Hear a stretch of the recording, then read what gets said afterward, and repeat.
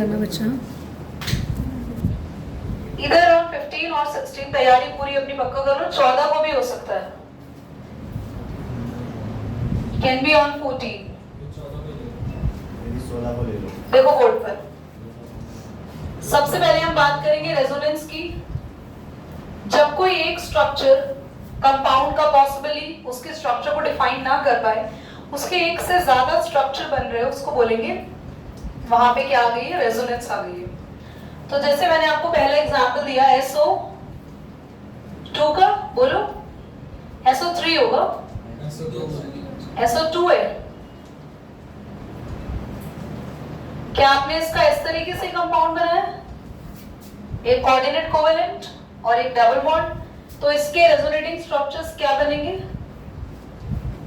एक जगह यहां डबल बॉन्ड आ जाएगा और यहां सिंगल आ जाएगा। मतलब जहां जहां डबल बॉन्ड आपने बनाया वो चेंज करता है अपने आप को, हर जगह डबल बॉन्ड अपने आप को आने की कोशिश करता है। और इन दोनों स्ट्रक्चर से भी करेक्ट स्ट्रक्चर नहीं मिलता, एक्चुअल स्ट्रक्चर इन दोनों के बीच का होता है, तो इनके बीच का स्ट्रक्चर ऐसे बनाता है, एक बॉन्ड पूरा एक बॉन्ड आधा। इसका मतलब क्या होता है, इसका मतलब होता है कि यहाँ सिंगल बॉन्ड है, अब यहाँ डबल बनने लगा है और डबल वाला बॉन्ड ब्रेक होने लगा है, तो it indicates bond are forming, it indicates bond are breaking, या फिर it indicates bond is breaking, it indicates the bond is forming. समझ में आ रही है आपको बात? नाउ अगला है आपके पास SO3 चार्ज है उसके ऊपर कोई SO3 दिया, आपने इसको स्ट्रक्चर को बनाया होगा, तो दो आपके पास कोऑर्डिनेट कोवेलेंट बने होंगे और एक आपके पास डबल बॉन्ड। तो आप इसके कितने स्ट्रक्चर बना सकते हैं, डबल बॉन्ड एक बार यहां आएंगे, एक बार यहां आएगा, और कहां आएगा बच्चों, और एक मिनट आप नोटिस कर रहे हो मैं एरो कैसे बना रही हूं, इसमें डबल हेडेड, रेजोनेंस में डबल हेडेड एरो बनाते हैं, मतलब ये स्ट्रक्चर इसमें बदलता है, फिर ये स्ट्रक्चर इसमें बदल जाता है। अब कहां आएगा, यहां डबल बॉन्ड आ जाएगा, और इसका रेजोनेंस हाइब्रिड, इसे बोलते हैं रेजोनेंस हाइब्रिड। इसका रेजोनेंस हाइब्रिड कैसे बनेगा, जल्दी बोलो, बता दो भैया, रेजोनेंस हाइब्रिड कैसे बनाएंगे, बोलो स्माइल, ये कैसे बनाया? तो बेटा दोनों तरफ के बॉन्ड को एक डबल और आधा सिंगल, बस ये तो बनाना है। हाइब्रिड का मतलब होता है तीनों बॉन्ड को ऐसे बना दो बस। हाइब्रिड का मतलब है कि तीनों जगह ही ना तो डबल बॉन्ड बनेंगे ना ही सिंगल बनेंगे, तीनों ही जगह आपको एक बॉन्ड पूरा और एक जगह डॉट डॉट डॉट बनाना है। दैट मींस वहां बॉन्ड बन भी रहा हो सकता है और टूट भी रहा हो सकता है, क्योंकि तीनों स्ट्रक्चर एक दूसरे में बार बार चेंज हो रहे हैं। बेंजीन का स्ट्रक्चर के लिए बेंजीन बनाओ सभी पहले, कितने बच्चों को बेंजीन आता है? बेंजीन भी नहीं आता आधों को, कुछ ने तो हाथ खड़ा कर रहा है। कैसा होता है बेंजीन, इसके बीच में क्या बना है, इसके बीच में क्या बनाओ, वेरी गुड, एक छोड़कर एक डबल बॉन्ड। अब जरा बोर्ड पे देख लो, अब बेंजीन का रेजोनेटिंग स्ट्रक्चर क्या बनेगा, जहां डबल था बाकी जगह क्या बना देंगे हम, डबल। इधर देखो जल्दी से बोर्ड पर, ये बना, ये दोनों क्या है, व्हाट आर दीज, ये क्या है, रेजोनेटिंग स्ट्रक्चर्स। यहां भी ये दोनों रेजोनेटिंग स्ट्रक्चर्स है, यहां पे 3 रेजोनेटिंग स्ट्रक्चर्स है। अब रेजोनेंस हाइब्रिड कैसे बनेगा,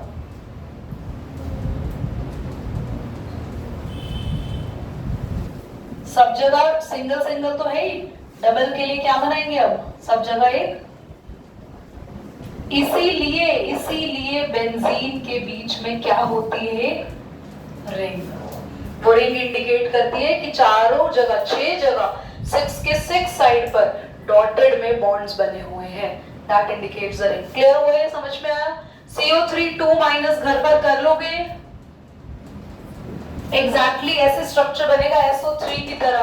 हो सकता है डबल बॉन्ड ट्रिपल बॉन्ड अलग अलग बने, वो देख लेना। और बस क्या करना है, आपको डबल की पोजीशन बदलनी है, एक बार डबल यहाँ आया, फिर डबल यहाँ आएगा, फिर डबल यहाँ आएगा।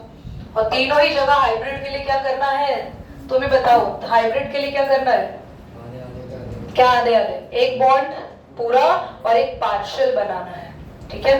करो। जो रेजोनेंस है ना वो हमने नहीं बनाया, ये जो कंपाउंड होते हैं ना जिनमें डबल और सिंगल सभी टाइप के बॉन्ड्स होते हैं तो उनमें बॉन्ड शिफ्टिंग होती रहती है।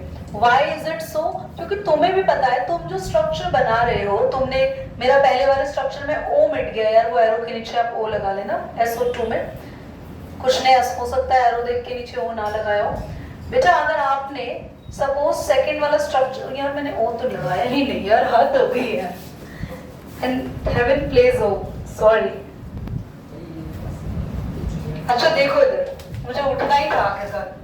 तो अगर आपके पास इस वाली ऑक्सीजन से कोऑर्डिनेट कोवेलेंट बॉन्ड बन रहा है यश, तो क्या जरूरी है भैया? हो सकता है इससे डबल बन रहा हो, या हो सकता है इससे डबल बन रहा हो। तो कंपाउंड के पास जब सारे सिंगल हो या सारे डबल हो तो रेजोनेंस नहीं आता। जब कंपाउंड के पास कुछ सिंगल और कुछ डबल बॉन्ड होते हैं तो वो आपस में इंटरचेंज होते रहते हैं। इसीलिए उस कंपाउंड को काफी डिटेल में स्टडी करने पर तो हर बार उसका सेम स्ट्रक्चर देखने को नहीं मिलता। कभी ये स्ट्रक्चर देखने को मिलता है, कभी ये। और मैक्सिमम टाइम जब तुम इलेक्ट्रॉन माइक्रोस्कोप से स्टडी करोगे ना, या तुम जब स्ट्रक्चर्स को एनालाइज करोगे, तुम्हें कौन सा स्ट्रक्चर नजर आएगा? ये, क्योंकि ये इतना स्पीड से होता है कि किसी भी एक टाइम पे ये स्ट्रक्चर नहीं दिखता, क्योंकि एट दैट टाइम इसका बॉन्ड ब्रेक हो रहा होता है तो यहाँ बन रहा होता है, यहाँ ब्रेक हो रहा होता है तो यहाँ बन रहा होता है। तो we are actually real structure resonance में हमेशा क्या नजर आते हैं? हाइब्रिड। आप समझ में आए क्यों होता है? चलिए आगे बढ़ेंगे। ऑफ करने में प्रॉब्लम हो रही है तो मैं इसको बिठा दूं? नहीं, अगर हो रही है तो बच्चों, हर एक कंपाउंड जो आप बोर्ड पर बना रहे हैं ना, तो उसकी अपनी रेजोनेंस एनर्जी होती है। मेरी बात को ध्यान से सुनना। आपने एक ही कंपाउंड के बहुत सारे स्ट्रक्चर्स बनाए हैं, रेजोनेटिंग स्ट्रक्चर्स, उन सब की रेजोनेंस एनर्जी होती है। कभी कभी, रेयरली, वैसे तो चांसेस कम है क्योंकि कभी ये क्वेश्चन आया नहीं है, बट हाँ एंट्रेंस में आता है तो उसके लिए मैंने लिखवाया, आप टैग करके स्पेशली हाईलाइट कर सकते हैं फॉर एंट्रेंसेस।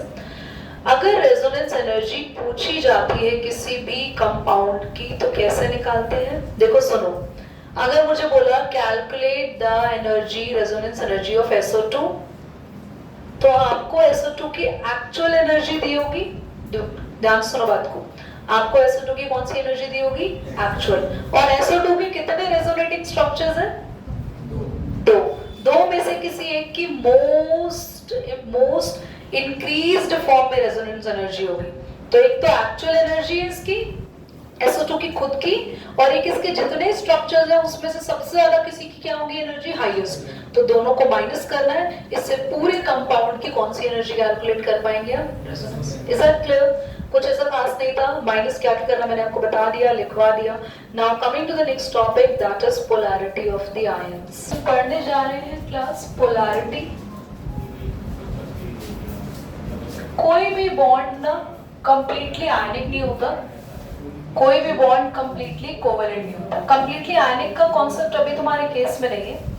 आज हम बात करेंगे पोलैरिटी, तो हम इसमें कॉन्सेप्ट जो पढ़ने वाले वो है नो कंप्लीट और आइडियल कोवेलेंट बॉन्ड।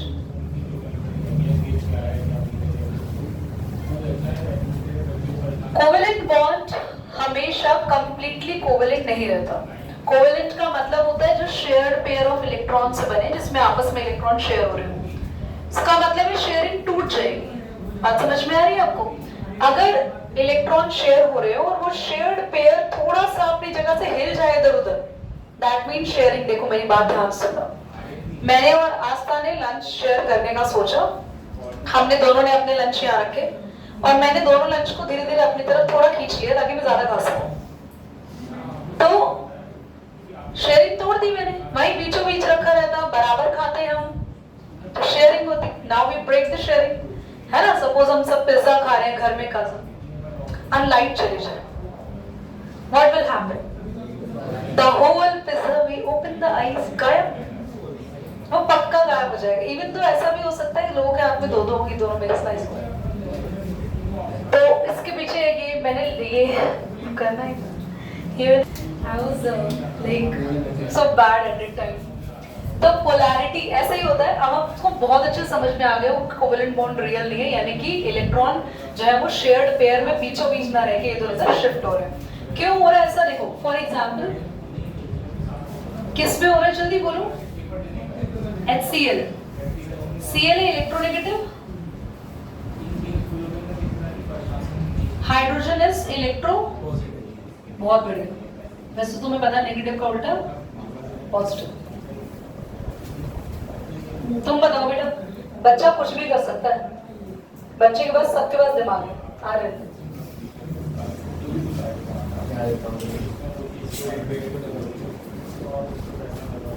तुम बताओगे बीच का शेयर्ड पेयर इलेक्ट्रॉन कहाँ शिफ्ट होगा? हाइड्रोजन अट्रैक्ट करेगा क्लोरीन, क्यों? कैसी बातें करती? नहीं, हाइड्रोजन और क्लोरीन के दोनों के एलिमेंट के आउटर शेल पूरे हैं, इसको मिले हो या दो, उसके भी पूरे हैं, पर ये जो बीच का इलेक्ट्रॉन पेयर है ना, ये थोड़ा सा शिफ्ट हो रहा है क्लोरीन की तरफ, क्योंकि F O N Cl Br I ये सारी चेन किसकी है? इलेक्ट्रोनेगेटिव, दुनिया का मोस्ट इलेक्ट्रोनेगेटिव। ये तो चाहता ही नहीं किसी के पास राइट शेड पे, फटाफट खींच लेगा अपनी तरफ, लाइक मी। समझ आ रहा है आपको? तो अब क्या होगा देखो, ऐसा हो गया, देख रहे हो कहां चला गया शेड पेयर? तो हाइड्रोजन के पास से थोड़ा सा चला गया इलेक्ट्रॉन, तो इस पे थोड़ा सा ये होता है पार्शियल पॉजिटिव साइन आ जाएगा। तुम्हें नहीं दिख रहा तो चेयर ले आओ ना बीच में अपनी आराम से, यहाँ पे आ जाएगा पार्शियल नेगेटिव, पार्शियल पॉजिटिव, और ये कैसा हो गया? पार्शियल। और यहाँ पे पार्शियल का मतलब क्यों लगाया? देखिए आपने कंप्लीट नेगेटिव और कंप्लीट पॉजिटिव क्यों नहीं लगाया? क्योंकि ये इलेक्ट्रॉन पूरे के पूरे क्लोरीन में ट्रांसफर नहीं हुए हैं, खाली उसके पास थोड़े से। समझ में आ रही है आपको मेरी बात? तो यहाँ पे ये बन गए, ये क्या है? पोल्स, ये बन गए पोल्स, और इनकी पोल्स बनने से इस मॉलिक्यूल में क्या डेवलप हो गई? Polarity develops. तो कितने बच्चों को पोलैरिटी समझ में आ गई? पोलैरिटी का मतलब है पोल्स का बनना, डायपोल्स का बनने से बोलते हैं डायपोल, दो बार पोल बन गया ना, डायपोल, एक तरफ पॉजिटिव पोल बना, एक तरफ नेगेटिव, तो पोलैरिटी डेवलप ऑलवेज। पहले इतना नोट करो, पॉज करो। डायपोल मोमेंट की बात करते हैं, ध्यान सुनो। डायपोल मोमेंट एक टर्म है जो कि हम लोग म्यू से डिनोट करते हैं। डायपोल मोमेंट एक तरीके से इनके बीच में बनने वाला फोर्स को भी कहते हैं। जब भी किसी कंपाउंड में, आरएन सुन लो बेटा, फिर आपको पता नहीं चलेगा बोर्ड पे क्या समझा दिया हमने। जब भी किसी कंपाउंड में इलेक्ट्रॉन शिफ्ट होते हैं तो वहां पे दोनों तरफ क्या डेवलप हुए? पोल्स। और कितने पोल्स डेवलप हुए? दो। तो यहाँ बने डायपोल्स। क्या बने? और ये जो डायपोल बने, इन्होंने पूरे कंपाउंड में एक डायपोल मोमेंट क्रिएट किया। डायपोल मोमेंट क्या है? एक ऐसी वैल्यू जो हमें बताएगी कि ये कंपाउंड कितना ज्यादा पोलर है। जितनी ज्यादा डायपोल मोमेंट की वैल्यू आएगी, कंपाउंड उतना ही ज्यादा पोलर कहलाएगा। डायपोल मोमेंट क्या होता है? प्रोडक्ट ऑफ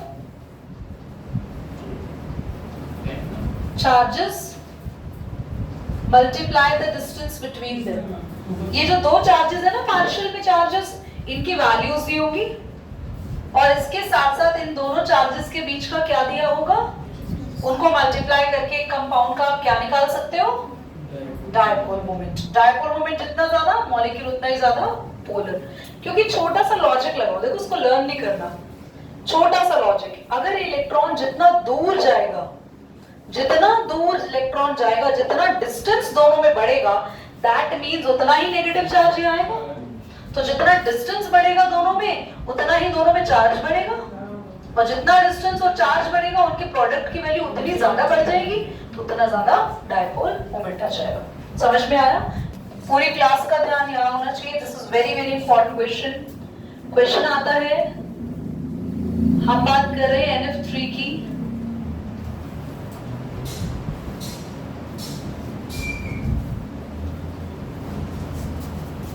बच्चों NF3 और NH3 में M तो सेम है, although fluorine is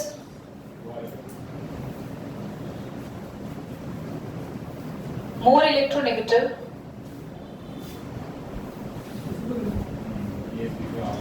than ammonia. Why?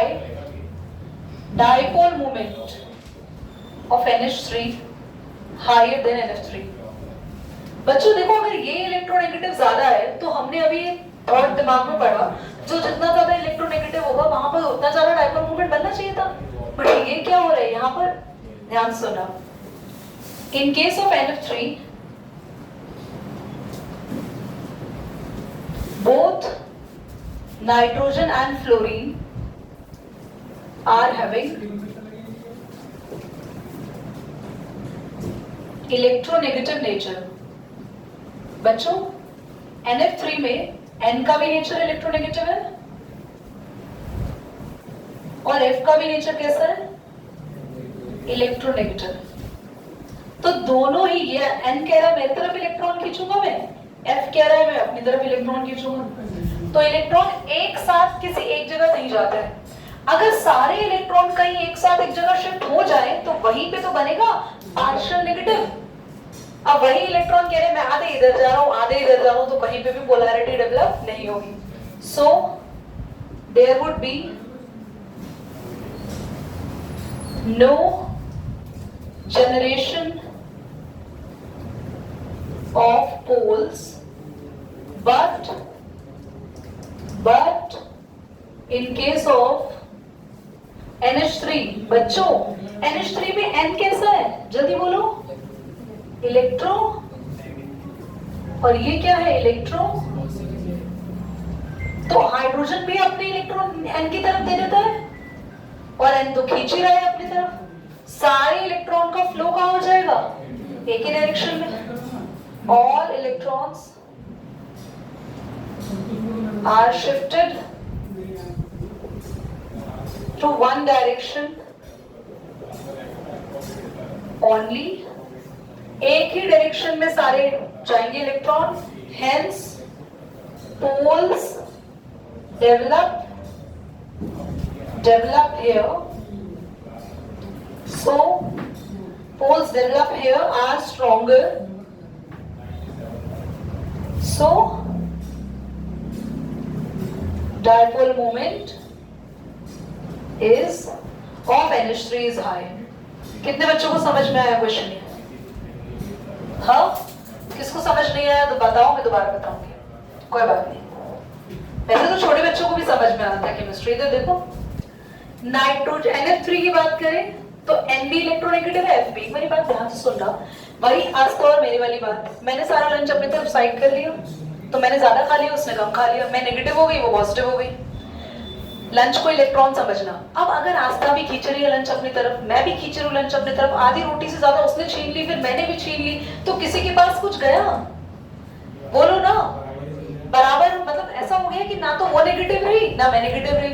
यही तो हो रहा है, नाइट्रोजन कह रहा है मुझे दो इलेक्ट्रॉन, फ्लोरीन कह रहा है मुझे दो इलेक्ट्रॉन, तो इलेक्ट्रॉन कहीं भी एक जगह शिफ्ट नहीं हो रहे, तो पोल्स कैसे बनेंगे, वहां पर सारे के सारे इलेक्ट्रॉन नाइट्रोजन के पास जा रहे हैं, खुशी खुशी हाइड्रोजन दे भी रहे हैं क्योंकि वो पॉजिटिव है, तो strong poles develop over there, strong dipole moment will be developed over there. समझ में आया था? समझ नहीं आता, हर बात दोबारा बतानी पड़ती। चलो बाय बाय। हाँ।